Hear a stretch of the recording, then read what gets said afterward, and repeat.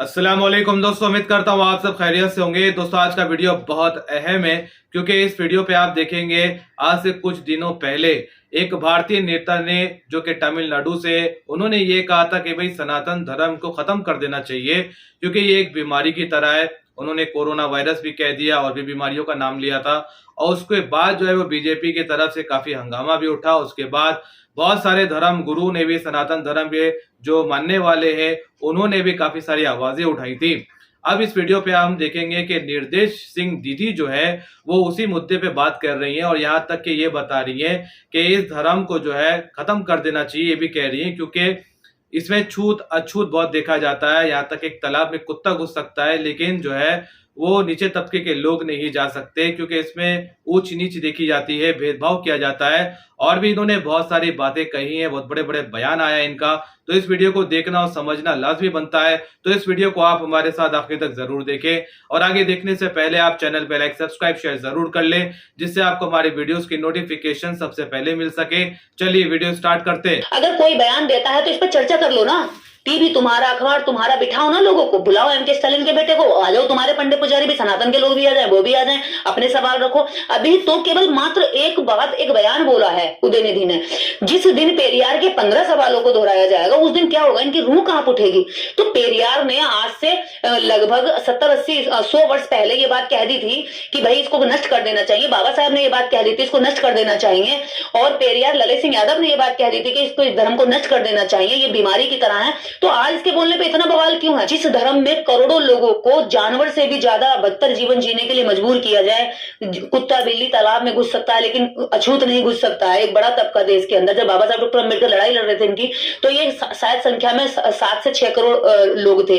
तो 7 करोड़ लोगों को अछूत रखा गया तो ये धर्म कैसे हो सकता है। धर्म तो अपने लोगों के लिए काम करता है, धर्म तो अपने लोगों के बढ़ाने का काम करता है, धर्म तो अपने लोगों के लिए शिक्षा का काम करता है, अपने लोगों को स्वास्थ्य देने का काम करता है। लेकिन ये बताइए, धर्म में कुछ देते हो तो इस धर्म में केवल तलवार देते हैं कि हमसे ये ले जाइए, हथियार देते हैं और कहते हैं कि जाओ धर्म की रक्षा करो। उसको बचाने की और उसको खत्म करने की तो बात ही बेकार है। इस पर कभी चर्चा करने के लिए बैठे तो पंडित पुजारियों के पास सवाल नहीं होते, सवालों के जवाब नहीं होते।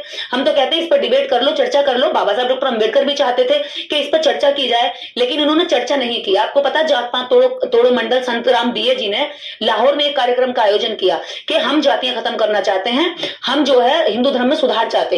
तो बाबा साहब ने अपने एक भाषण लिख के भेजा कि अगर हिंदू धर्म में, सनातन धर्म में सुधार चाहिए तो मेरा यह भाषण है और मैं ये बोलूंगा इस मंच पर। तो आपको पता होना चाहिए कि बाबा साहब डॉक्टर अम्बेडकर के उस भाषण को रिजेक्ट कर दिया गया था और मंच पे बाबा साहब डॉक्टर अम्बेडकर को बोलने के लिए ना मतलब आमंत्रित हो चुके थे और उस कार्यक्रम को पोस्टपोन कर दिया गया केवल इसलिए क्योंकि बाबा साहब डॉक्टर अम्बेडकर ने सुधार की बात की थी। तो ये ऐसा धर्म है जहां पे चर्चा करने की भी गुंजाइश नहीं है। अब बताइए, बीमारियों पर चर्चा हो सकती है तो हम धर्म पे क्यों नहीं हो सकते। हिंदू पे क्या कहते हैं, बुद्ध धर्म चर्चा कर सकता है, मुस्लिम कर सकता है, सिख कर सकता है, क्रिश्चियन कर सकता है, तो हिंदू पर चर्चा क्यों नहीं हो सकती। यानी कि इनके पास चर्चा करने के लिए अपने पास इनके कुछ उत्तर नहीं है, इसलिए चर्चा से घबराते। बाबा साहब डॉक्टर अम्बेडकर तक इसको कह के गए कि मैं 8 अक्टूबर और 1956 को मैं इस धर्म को त्याग दूंगा। इस विश्व का सबसे बड़ा ज्ञानी व्यक्ति, जिसको लगता था कि मैं इस देश के गरीबों और कुचलो दबों को एक अच्छे स्तर पर बिठाकर जाना चाहता हूं। उन्होंने संविधान में सारे अधिकार दे दिए, उसके बावजूद भी उन्हें लगा कि कुछ कमी है, इनका शोषण अभी भी बंद नहीं होगा। इसलिए बाबा साहब डॉक्टर अम्बेडकर ने 14 अक्टूबर 1956 में लाखों लोगों के साथ ये सनातन हिंदू धर्म त्याग दिया। और बाबा साहब डॉक्टर अम्बेडकर ने सनातन हिंदू धर्म को त्याग कर ये संदेश दिया कि इसमें सुधार नहीं किया जा सकता, इसको खत्म नहीं किया जा सकता है। बाबा साहेब ऐसी परिस्थितियों में उनका सामना कर रहे थे तो उनके ऊपर भी हमले हो रहे थे, उनके ऊपर भी इस तरह की धमकियां दी जा रही हैं, बस्तियां जलाई जा रही थी। लेकिन बाबा साहेब ने कहा कि मैं डरने वाला नहीं हूं। आज वही बयान एम के स्टालिन के बेटे ने दिया है कि मैं भी डरने वाला नहीं हूं, मैं कानूनी कार्रवाई के लिए भी तैयार। कि उदयनिधि जी ने जो बयान दिया है कि सनातन समाप्त करना चाहिए क्योंकि सनातन एक डेंगू, मलेरिया या टीबी की बीमारी की तरह है जिस पर चर्चा नहीं की जा सकती, जो समाप्त करने में ही देश का भला है। इस बयान से आपको और हमें ये समझना चाहिए कि इस बयान की जड़ क्या है। जब देश के अंदर दंगे होते हैं, धार्मिक दंगे, तो यही लोग इन दंगाइयों का साथ देते खड़े होते हैं। जब देश के अंदर रेप होते हैं तो ये उन रेपिस्टों के साथ खड़े होते हैं। जब देश के अंदर जात पात छुआछूत की बात चलती है तब ये लोग उसमें अपराधी दोषी पाए जाते हैं। तो ऐसे वक्त में अगर एमके स्टालिन के बेटे उदयनिधि जी ने बयान दिया है तो मुझे लगता है देश की जनता के लिए बयान दिया है।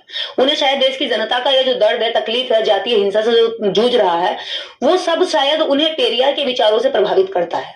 और पेरियार के विचार ही इतने मजबूत थे जिनके विचारों के आधार पर तमिलनाडु में एक पार्टी चलती है, तमिलनाडु की सरकार चलती है, तमिलनाडु में सरकार चल रही है और लगातार वो सरकार में आ रहे हैं। इसी विचार की वजह से आ रहे हैं। उनका विचार स्ट्रोंग है और मजबूत है। बहुत सारे पंडित पुजारी उनको धमकी भी दे रहे हैं, 10 करोड़ रुपए देंगे उनको मार के लाओ।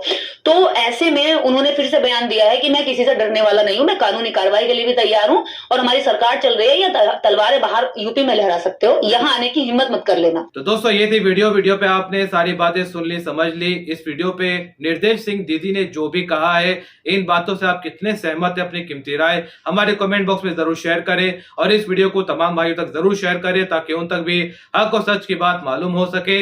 मिलते हैं आपसे अगली वीडियो पे, तब तक आप अपना ध्यान रखें।